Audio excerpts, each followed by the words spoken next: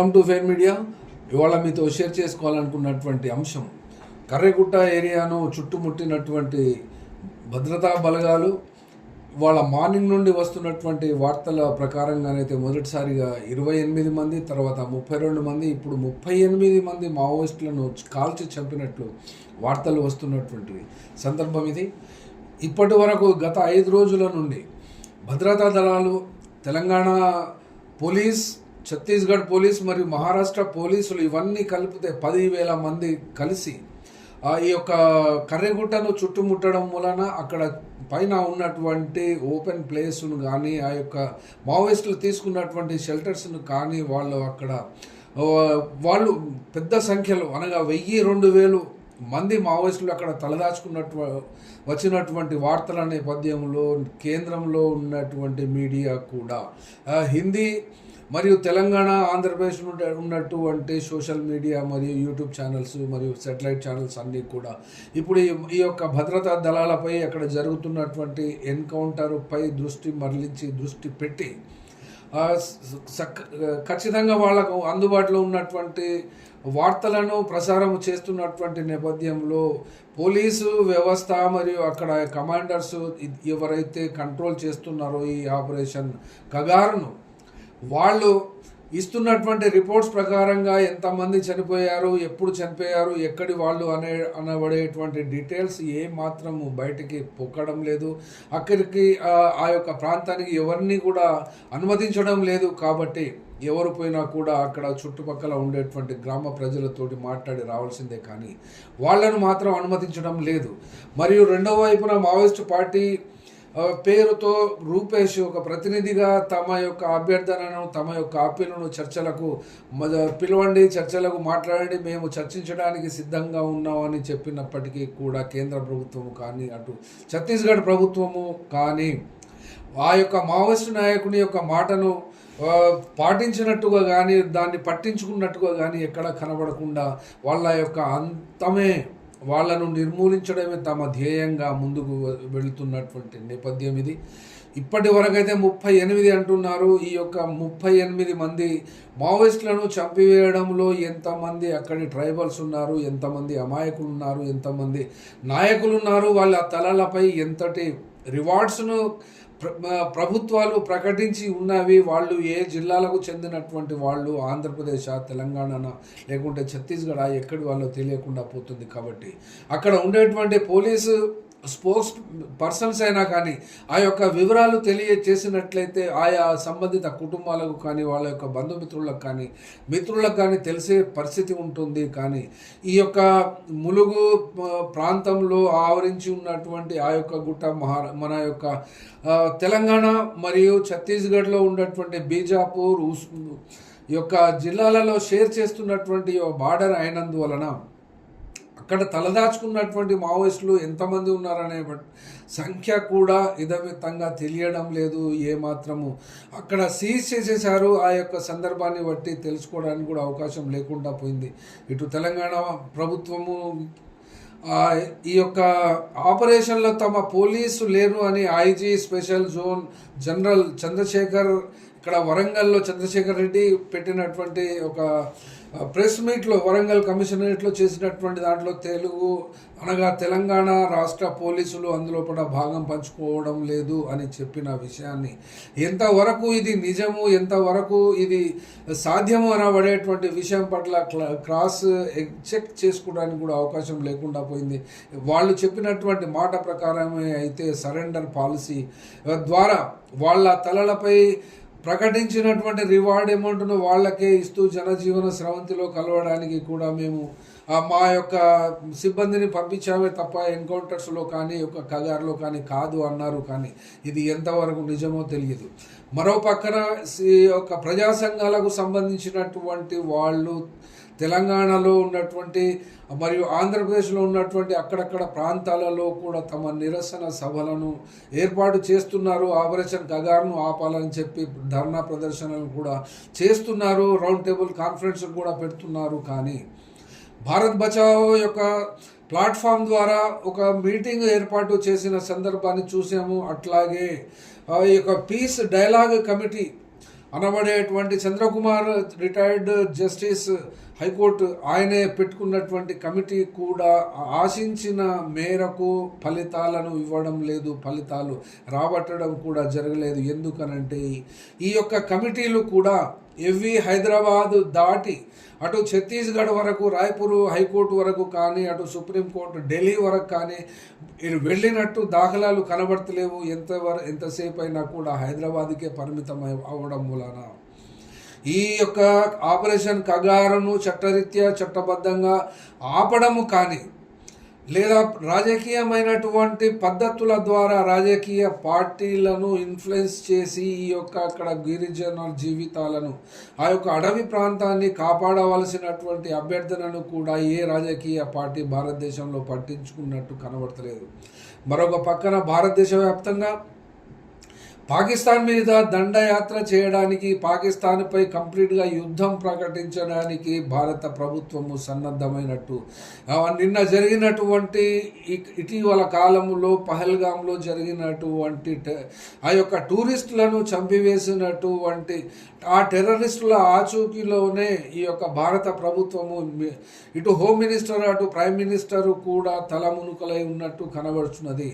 అనగా భారతదేశము కంప్లీట్గా యుద్ధ వాతావరణంలోకి నెట్టబడింది. యుద్ధాన్ని ప్రేరేపిస్తున్నట్టుగా ఆ యొక్క యుద్ధము ద్వారా మాత్రమే పాకిస్తాన్లో ఉన్నటువంటి టెర్రరిస్ట్ క్యాంపులను మొత్తం అంతమొందించాలి, పాకిస్తాన్పై కూడా దాడి చేయాలి, పాకిస్తాన్ను దాడి చేసి దాన్ని అంతమొందించాలి అనబడేటువంటి డిమాండ్స్ కూడా భక్తుల ద్వారా, అనగా భక్తులు అంటే ఎవరు, ఆర్ఎస్ఎస్ వాళ్ళు, విశ్వ హిందూ పరిషత్ వాళ్ళు, అట్లాగే వేరే ఇతరత్ర చిన్న చితక సంఘాల పేర్లు పెట్టుకున్నటువంటి వేల సంఖ్యలో ఉన్నటువంటి సంఘాలు దేశవ్యాప్తంగా అటు ఉత్తర భారతదేశంలో చెప్పుకోదగ్గ స్థాయిలోనైతే వాళ్ళు ఉన్నారు. దక్షిణ భారతదేశంలో అంతగా బలం లేదు కాబట్టి వాళ్ళు బలాన్ని ప్రోగు చేసుకోవడం కోసం మాత్రమే ప్రయత్నిస్తున్నటువంటి ఈ సందర్భంలో అమిత్ షా కూడా ఈ యొక్క సెంట్రల్ క్యాబినెట్ కమిటీ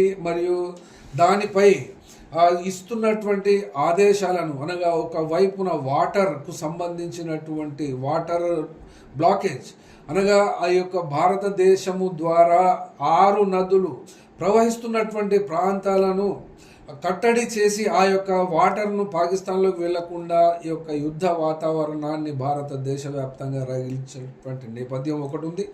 అట్లాగే ఈ 5వ తేదీన వక్ఫ్ అమెండ్మెంట్ యాక్ట్కు వ్యతిరేకంగా ఎలాంటి తీర్పు వస్తుంది, ఎలాంటి తీర్పును జడ్జిలు ఆ యొక్క బెంచ్ విచారిస్తున్నటువంటి వాళ్ళు ఏ రకంగా ఇవ్వాలి అని ఇంటర్నల్గా వాళ్ళపై కూడా విపరీతమైనటువంటి ఒత్తిడి వస్తున్నట్టు వార్తలు వచ్చినటువంటి నేపథ్యంలో భారతదేశం అంతా కూడా ఒకవైపున యుద్ధ వాతావరణంలో నెట్టివేయబడి మరియు ప్రజలకు సంబంధించినటువంటి మౌలికమైనటువంటి సమస్యల నుండి కూడా దృష్టి మళ్లించి అటు పాకిస్తాన్పై దాడి చేయడానికి కానీ, లేదా పహల్గామ్లో జరిగినటువంటి ఈ యొక్క టెర్రరిస్టుల మారణ కాండను ఉపయోగించుకుని దేశవ్యాప్తంగా కూడా హై అలర్ట్ జోన్లోకి అన్ని రంగాలను పెట్టేసిన తరువాత ఇక్కడ ఇప్పుడు ఈ ఆపరేషన్ కగార్లో జరుగుతున్నటువంటి మారణ కాండ లేదా మావోయిస్టుల హత్య, మావోయిస్టులను మూకుమ్మడిగా ఎన్కౌంటర్లు చేసి ఈ యొక్క ప్రజల దృష్టిలో ఇవి పడకుండా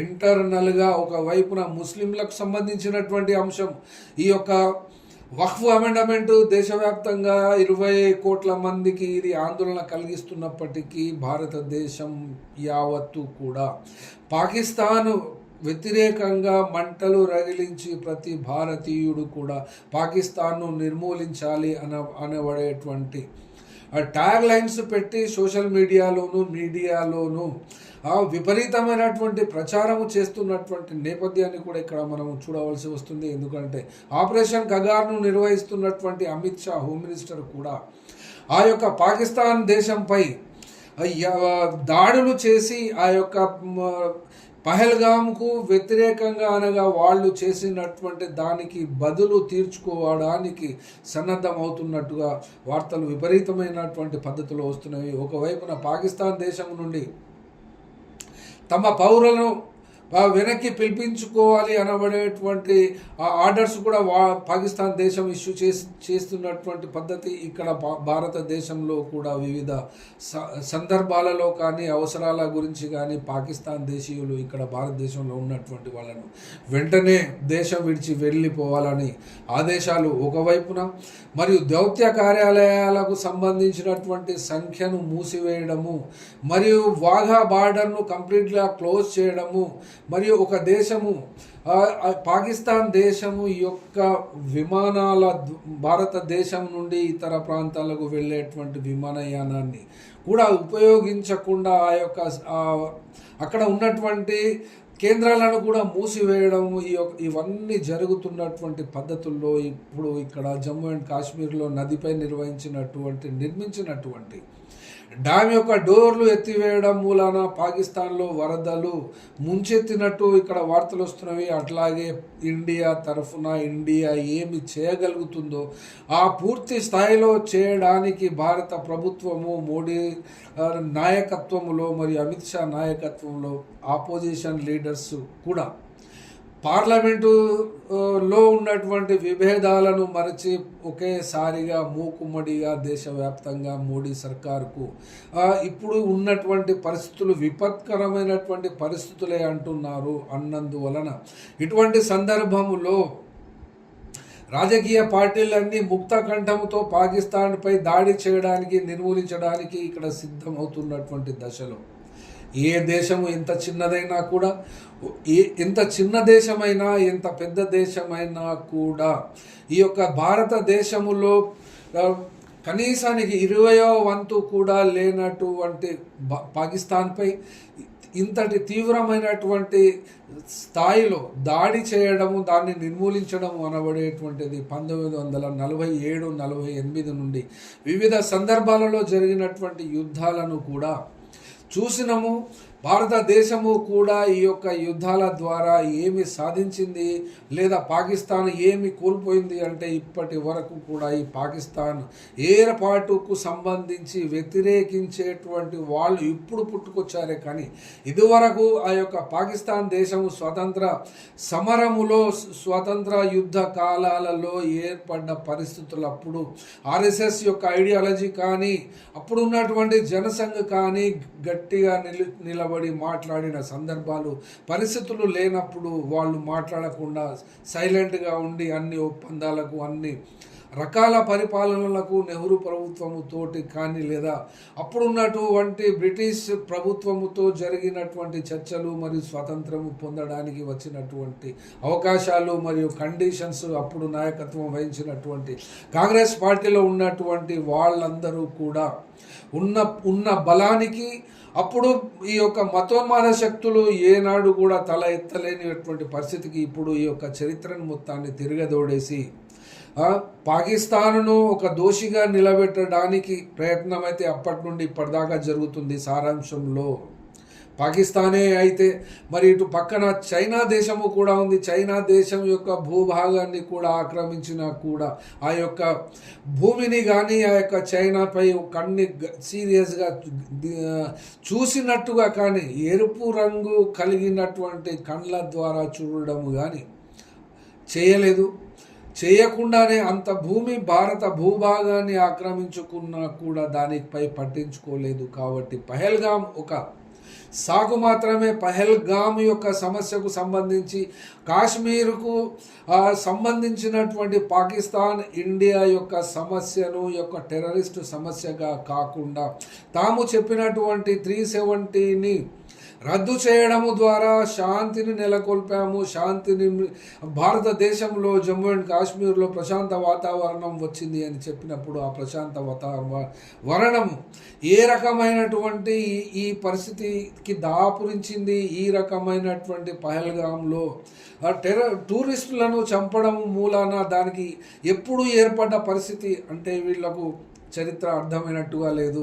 పాకిస్తాన్ ఏర్పడిన నాటి నుండి కూడా నేటి వరకు ఆ యొక్క అప్పుడు ఉన్నటువంటి అభిప్రాయాలనే ఇప్పుడు ప్రభుత్వంలో ఉన్నారు కాబట్టి వాళ్ళు ఏమి చేయదలుచుకున్నారో చేయడానికి సిద్ధంగా ఉన్నారు. కాబట్టి భారత ప్రజలు కూడా ఏదైతే అవుతుంది, ఏ మేరకు చేస్తారో, ఏ మేరకు చేయగలుగుతారో, ఏ మేరకు కొలాటరల్ డ్యామేజ్ అవుతుందో కూడా నిర్ణయించుకోవాల్సినటువంటి పరిస్థితి ఉంటుంది, నిర్ణయించుకోవాల్సింది కూడా.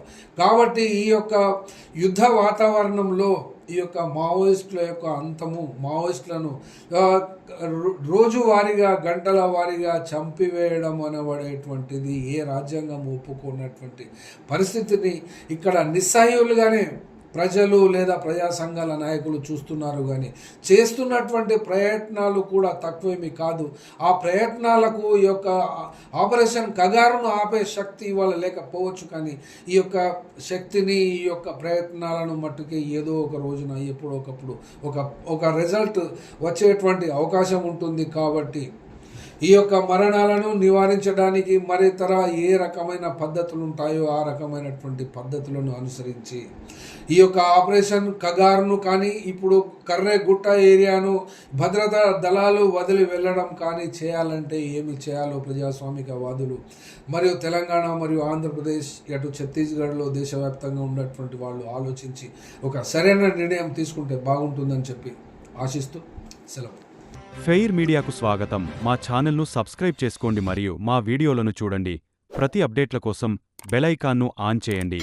మేము నిజమైన మరియు ఫెయిర్ వార్తలు మరియు రాజకీయ అప్డేట్లను అందిస్తాము.